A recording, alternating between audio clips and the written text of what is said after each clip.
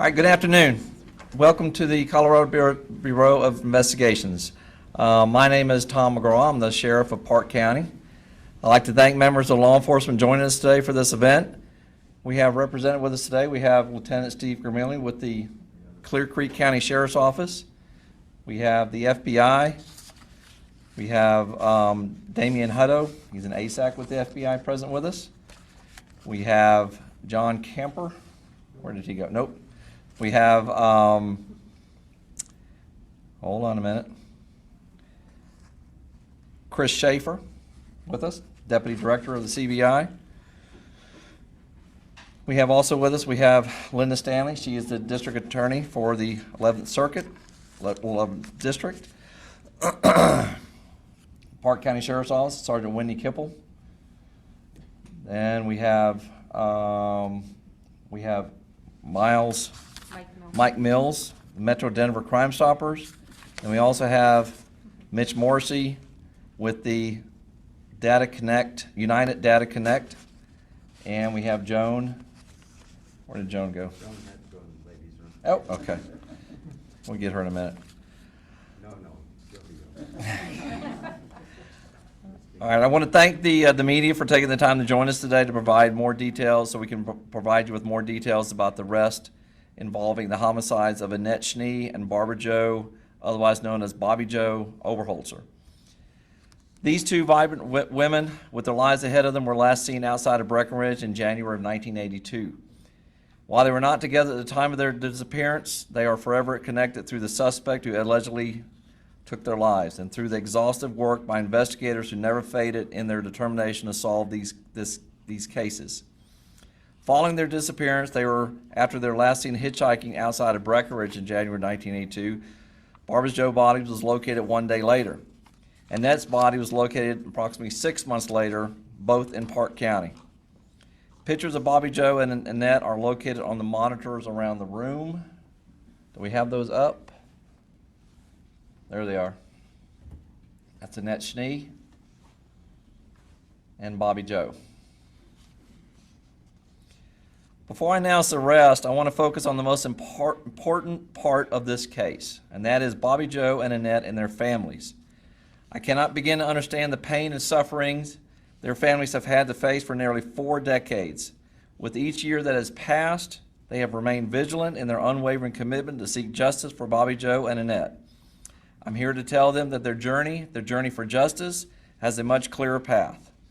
While the families did not want to speak today, understandably so, I have statements I'd like to read on their behalf.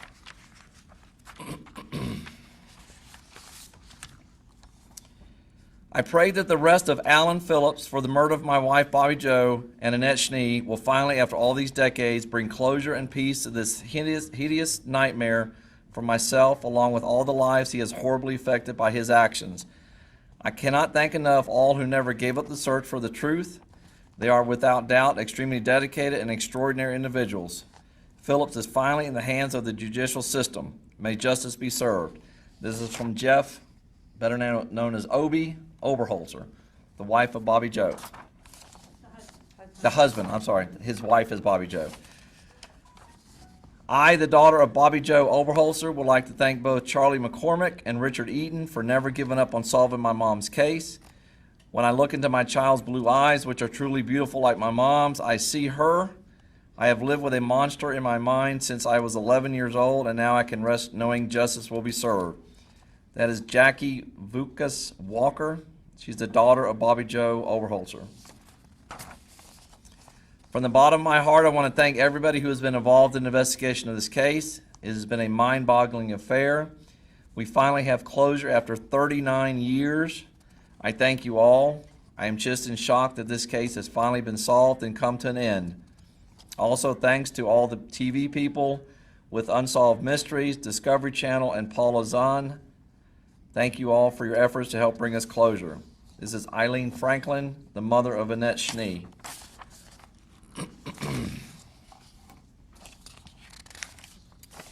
We ask that you respect their privacy and not contact them at this time, as they do not want to speak publicly. On February 24th, we arrested Alan Lee Phillips, date of birth February 6, 1951, for 2 counts each of first-degree kidnapping, first-degree assault, and first-degree homicide. He was arrested in Clear Creek County. He was taken to the Park County Jail, where he is now being held. It must be noted that the suspect is innocent until proven guilty in a court of law. This case began in collaboration with the United Data Connect and the Colorado Bureau of Investigation. Forensic genetic genealogy was conducted in these 2 cases beginning in 2020. This included research from genealogy sites as well as other public and law enforcement records. Did Joan come in? No. Okay. All right. That investigation resulted in investigative leads potentially connecting Alan Phillips to these cases. Once we received that information of pointing the finger at Alan Phillips, we began investigative work that's been going on for the past 6 weeks with agents from CBI, who we greatly appreciate their assistance doing that. The FBI also, we greatly appreciate their assistance. The Clear Creek County Sheriff's Office, Sheriff Alberts, we definitely appreciate him allowing the help that we got from you. The reason it was Clear Creek was because Mr. Phillips resided in Clear Creek County. We spent probably 4 or 5 weeks conducting surveillance. A lot of manpower was used in that case, and we definitely appreciate all the help we got from all of those agencies. The 11th Judicial District Attorney's Office, Linda Stanley and her staff were a great help to us. We called up Ms. Stanley numerous times on the weekend and late at night asking for advice. And then finally on the 24th of February, we arrested Alan Phillips. His images are on the screen. The image on the left is from a much earlier date. I don't know if we have that exact, what his age was earlier. The reason we're showing these images of him when he was younger is that we're calling upon the community to use a designated tip line if they have information that could assist in this investigation. CBI is housing that tip line. That number is 720-248-8378. One more time, 720-248-8378. The photo on the right is his mugshot upon his arrest. Is Charlie McCormick, did he make it in? Oh, there he is hiding back there. One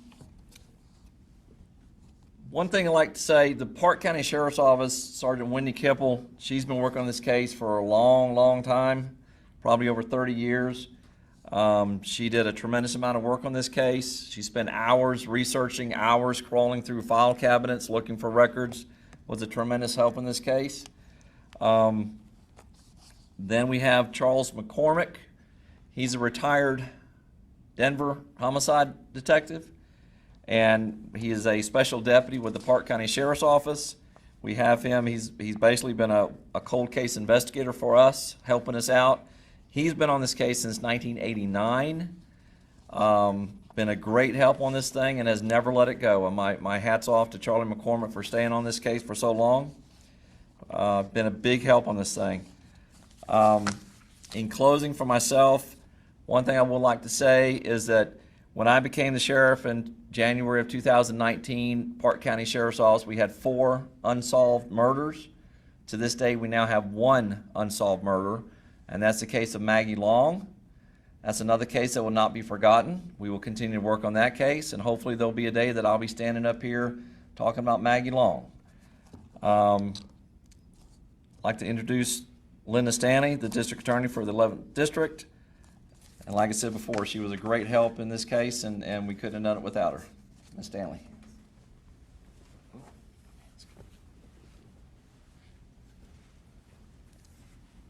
Good afternoon. My name is Linda Stanley. I'm the elected DA for the 11th Judicial District. I was sworn in on January 12th at about 8:15 in the morning, and I was in Park County at Sheriff McGraw's request that afternoon to talk about this case. For the last 6 weeks, as Sheriff McGraw had reiterated over and over, we were working day in and day out on this case. I was the only district attorney that received the information from the Park County Sheriff's Office. No one else in my office was privy to it and handled it accordingly, all the way up to the arrest date on February 24th. I do have Stephanie Miller here. If anybody has questions for her, she will be the DA that's prosecuting the case. She is the DA in Park County. Obviously, I will also be assisting in that case. Thank you. I would like to introduce Mr. Mike Mills, who's with the Metro Denver Crime Stoppers. Thank you, Linda. Good morning, or good afternoon. For the last 3 weeks, we've been having press conferences around genetic genealogy. Metro Denver Crime Stoppers and its board of directors would like to thank all the men and women that are involved in this case. Our part, albeit small, of funding the genetic genealogy and the UDC part was a part that was needed to get us over the edge. Alan Lee Phillips, who was arrested for the for investigation on murder charges of Annette Schnee and Bobbi Jo Oberholtzer. For 39 years, this case has garnered much attention, and a lot was due to Charlie McCormick. And when Mitch Morrissey came to me and asked if we could fund this case, I said, well, normally we just do Metro Denver cases, which we've had great success. And Mitch said, Mike, it'd mean a lot to Charlie if we could fund this. And through a special donation by the Temple Hoyne Buell Foundation of $5,000, we used and earmarked that money for this Park County, Summit County case. In the past really 15 months, we've solved 8 cases with 9 victims through genetic genealogy.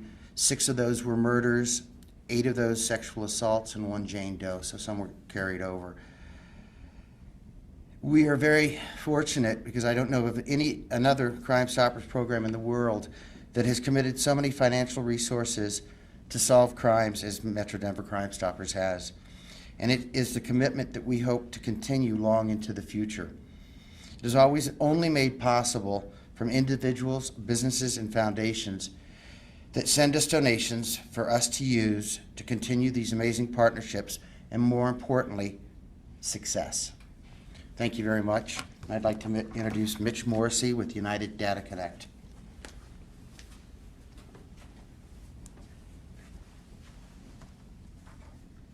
I'm Mitch Morrissey. I used to be the DA of Denver.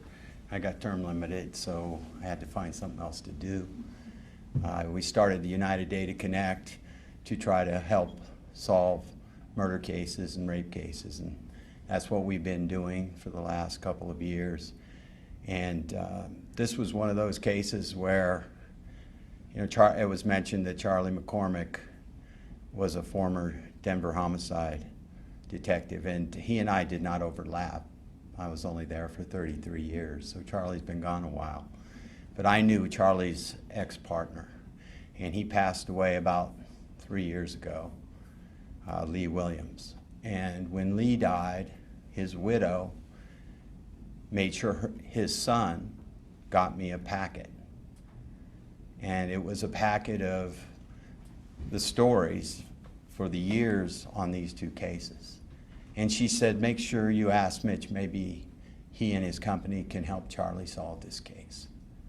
And obviously Charlie had given this packet to Lee, maybe just to mull over or something, because Lee had been a homicide detective for so long in Denver.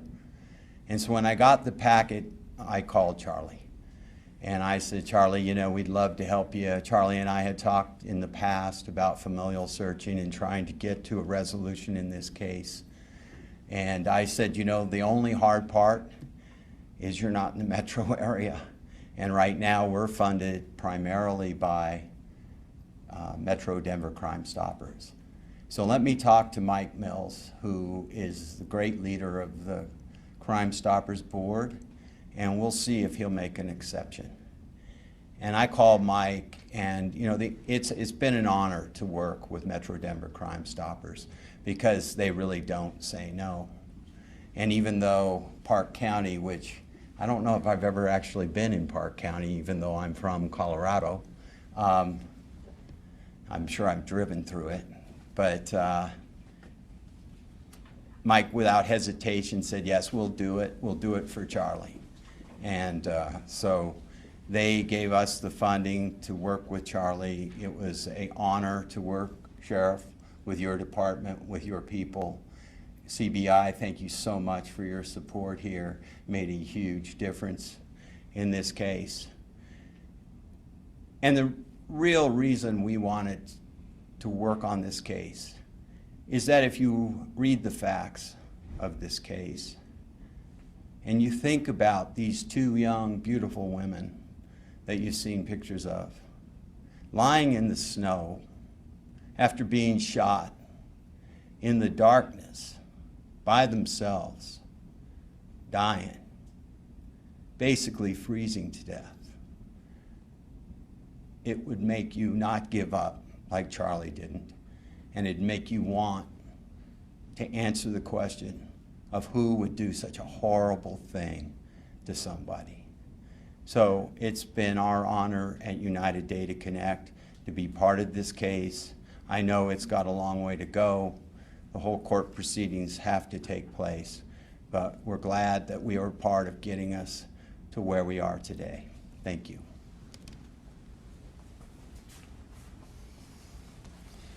We'll take some questions and see if we can answer them for you. Sheriff, can you tell us a little bit about Alan Phillips? Hang on. Sorry.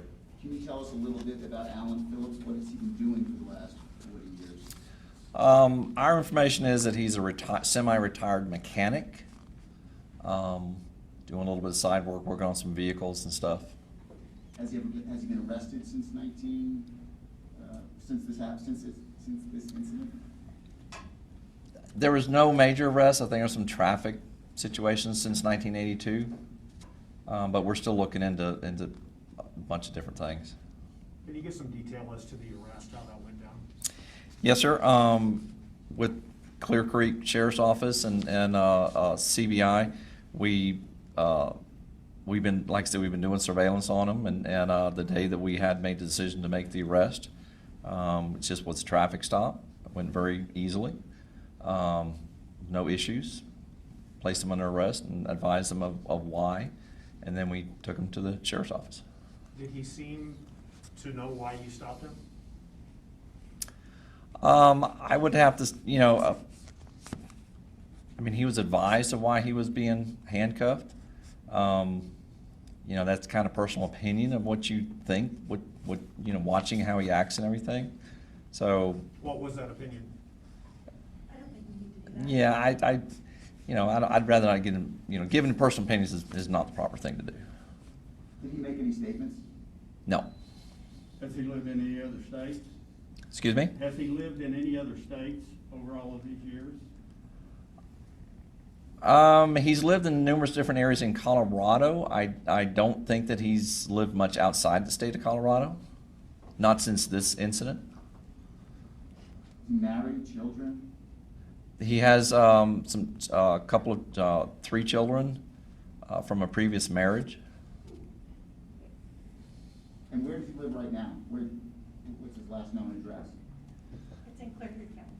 Yeah, in Clear Creek County. We'll leave it at that for right now. Do you think he's a suspect in any other unsolved cases?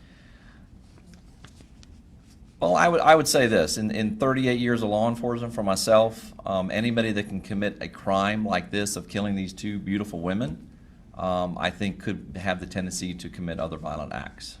But we're following up on everything, and that will be down the road. We'll see where that goes. Is it unusual that someone, you obviously feel he did this, that he would still be relatively close to the crime scene and not have left? Well, I mean, when you look historically at people that commit these crimes, sometimes they stay in the area and sometimes they don't. So I'm not shocked that he was still around, but it happens. So it's not a big surprise. Did the DNA come from the bloody glove, or did it come from some other evidence? We're not going to talk about that right now. Let's do a couple more questions, and then as a reminder, I'll be sending out a news release that recaps this. Mitch, can we ask you about the successes that you've had? 8 of 9 cases, you've been able to identify a suspect? Sorry. We have had a number of successes, not all of them cold case murders, some sexual assault. We were able to identify the young woman down in the pine forest who had gone unidentified for 27 years. We also, down in Florida, in Orlando, identified the mother of 3 abandoned babies. She was leaving them on doorsteps when they were 1 day old. We were able to identify her through genetic genealogy. So it's not just cold cases, but obviously you guys come out when we solve a nearly 40-year-old murder case, or 2 murder cases like this one. Last week was a 40-year-old murder case. We solved the oldest murder case with genetic genealogy so far since it's been in use, and it was a 1963 murder up in the mountains again of a Girl Scout. So we've been very successful with the cases that we've taken on. The majority of them obviously funded by Metro Denver Crime Stoppers. And so when they talk about, Mike talks about the success rate, he's talking about the ones that he's hired us to do. We have some that we haven't solved that we're continuing to work, but these are very labor-intensive cases. We had over 12,000 people in this tree, in this family tree, to get to the point where we could give the sheriff's office an investigative lead in the hopes that they would get a DNA sample, then to confirm with the crime scene sample that it is the right person. So we provide the investigative leads. It's a lot of work to get to that point, but like I say, the generosity of Metro Denver Crime Stoppers helps us get there. And with 1,700 or so cold cases, murder cases in Colorado, do you think that this could be applied to many more?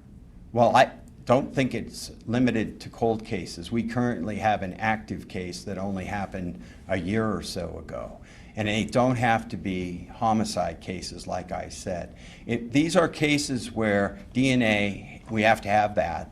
CBI or Denver, whoever does the DNA, oftentimes has already put it into the national database, and the individual's not there. Sometimes other cases they're responsible for are there, but they're not there. And in some situations, like these 40-year-old homicides, these suspects tend to be dead, or they tend to be past their criminal careers. I mean, they've pretty much given up doing the crimes that they were doing. They're not ever getting in the DNA database. So CODIS is never going to give this sheriff an answer who killed these women. And that's when we step in with genetic genealogy. We take that DNA, we sequence it, and we then search the public databases that allow law enforcement to do this work in search of very far, sometimes removed relatives to get to the person. And we've been successful in doing that about a dozen times. And how does it make you feel Let's go last one here. Can we hear just briefly from the sergeant or from Mr. McCormick, just their general thoughts about this case that they've been working on for so long, finally being solved, and what it means to them? It's a relief. Could you? Come on up, Whitney. Charlie, why don't you come on up? wasn't gonna talk. Come on.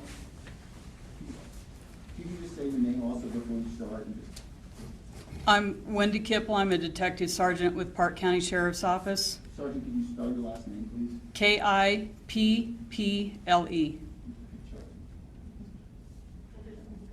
What are your thoughts about this finally being solved, and how long have you been working on this? I've known about the case since I started working with the Summit County Sheriff's Office in 1989. And I've kind of been involved with it peripherally on and off throughout the years. And then when I went to work for the District Attorney's Office in Fairplay in 2013, then I got a lot more heavily involved in it. And then since I've been at the Sheriff's Office, really heavily involved in it. And it's a relief to have this done and to have an arrest and give closure to families. It must feel personally gratifying. Yeah. Yeah, because these cases get into you, and you can't let it go. Charlie, why don't you go ahead?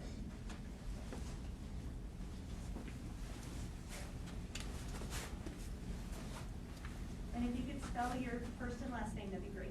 Charlie, Charlie, McCormick, Mccormick. The question was, I'm sorry, What are your thoughts about this case that you've been working on for so long, finally apparently being solved? I've been trying to define my emotions, and it's been very hard to do.